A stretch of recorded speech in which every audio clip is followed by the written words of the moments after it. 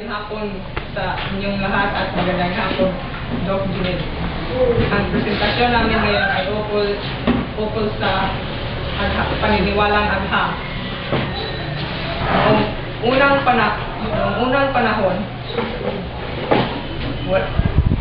gas pa lamang ang nasa loob ng daigdig.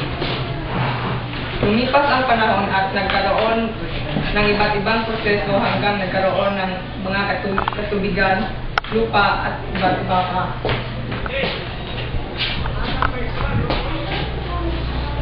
Sa paniniwala ng agham na ang tao ay nanggaling sa mga unggoy.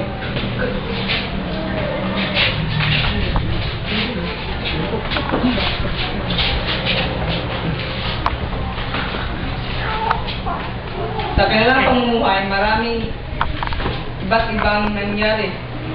Kaya naman, nagkaroon ng pagbabago ng kanilang anyo at pamumuhay.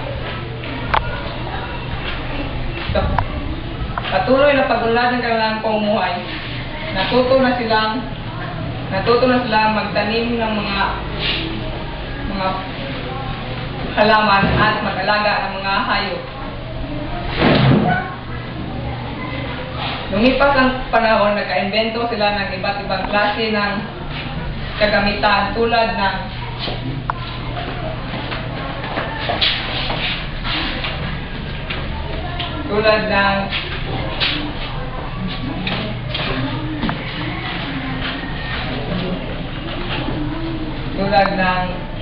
mga sandata.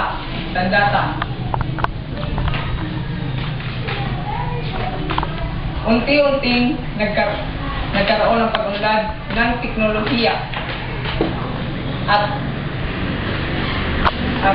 nagkaroon ng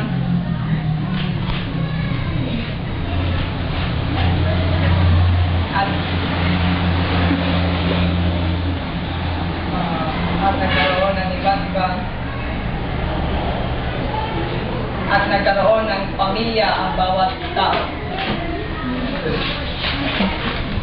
Yun na?